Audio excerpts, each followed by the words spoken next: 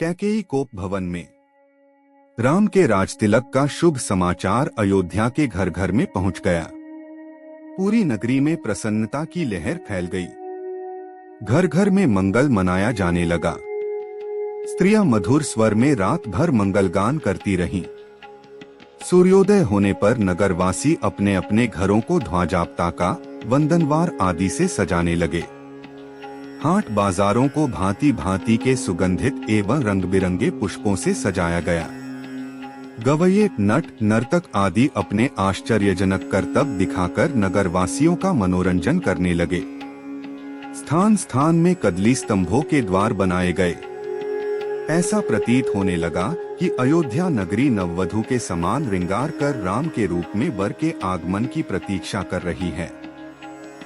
किंतु राम के राजतिलक का समाचार सुनकर एवं नगर की इस अद्भुत श्रृंगार को देखकर रानी कैकेयी की प्रिय दासी मंथरा के हृदय को असहनीय आघात लगा।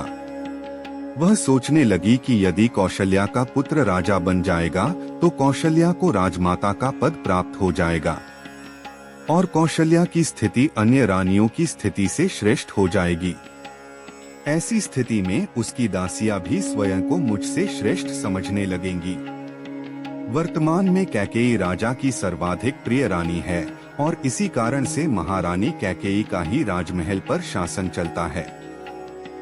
कैकेयी की दासी होने का श्रेय प्राप्त होने के कारण राजप्रासाद की अन्य दासियां मेरा सम्मान करती हैं। यदि कौशल्या राजमाता बन जाएगी तो मेरा यह स्थान मुझसे छिन जाएगा। मैं यह सब कुछ सहन नहीं कर सकती। अतः इस विषय में अवश्य ही मुझे कुछ करना चाहिए। ऐसा विचार करके मंथरा ने अपने प्रासाद में लेटी हुई कैकेयी के पास जाकर कहा, महारानी, आप सो रही हैं? यह समय क्या सोने का है? क्या आपको पता है कि कल राम का युवराज के रूप में अभिषेक होने वाला है?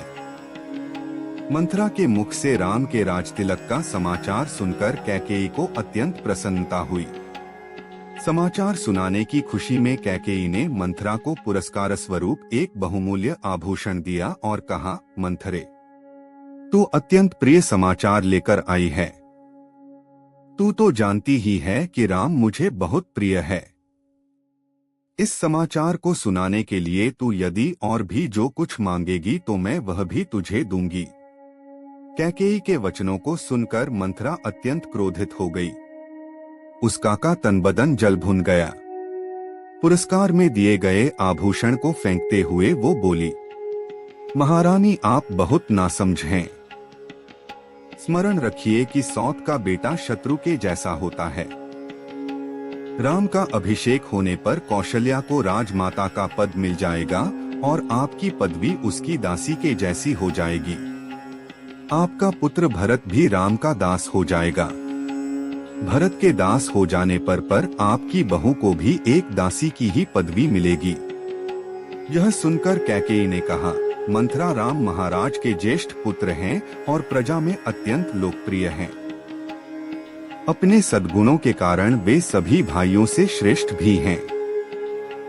राम और भरत भी एक दूसरे को भिन्न नहीं मानते क्योंकि उनके बीच अत्यधिक प्रेम है।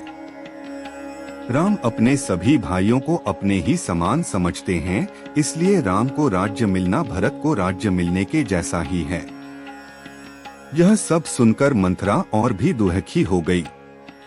वह बोली, किंतु महारानी, आप यह नहीं समझ रही हैं कि राम के बाद राम के पुत्र को ही अयोध्या का राज सिंहासन प्राप्त होगा तथा भरत को राज परंपरा से अलग होना पड़ जाएगा। यह भी हो सकता है कि राज्य मिल जाने पर राम भरत को राज्य से निर्वासित कर दें या यमलोक ही भेज दें। अपने पुत्र के अनिष्ट की आशंका की बात सुनकर कैकेयी का हृदय विचलित हो उठा।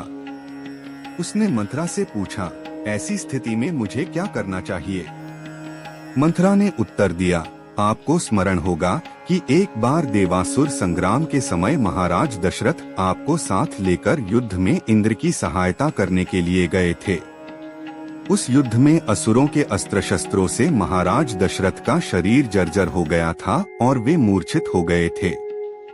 उस समय सारथी बनकर आपने उनकी रक्षा की थी। आपकी उस सेवा के बदले में उन्होंने आपको दो वरदान प्रदान किया था जिसे कि आपने आज तक नहीं मांगा है। अब आप एक वर से भरत का राज्याभिषेक और दूसरे वर से राम के लिए 14 वर्ष तक का वनवास मांगकर अपना मनोरथ सिद्ध कर लीजिए। शीघ्रातिशीघ्र आप मलिन वस्त्र धारण कर कोप भवन में चले जाइए। महाराज आपको बहुत अधिक चाहते हैं, इसलिए वे अवश्य ही आपको मनाने का प्रयत्न करेंगे और आपके द्वारा मांगने पर उन दोनों वरों को देने के लिए तैयार हो जाएंगे। किंतु स्मरण रखें कि वर मांगने के पूर्व उनसे वचन अवश्य ले लें, जिससे कि वे उन वरदानों को देने के लिए बाध्य हो जाएं। मंथरा के कथन के अनुसार कैकेयी कोप भवन में जाकर लेट गई।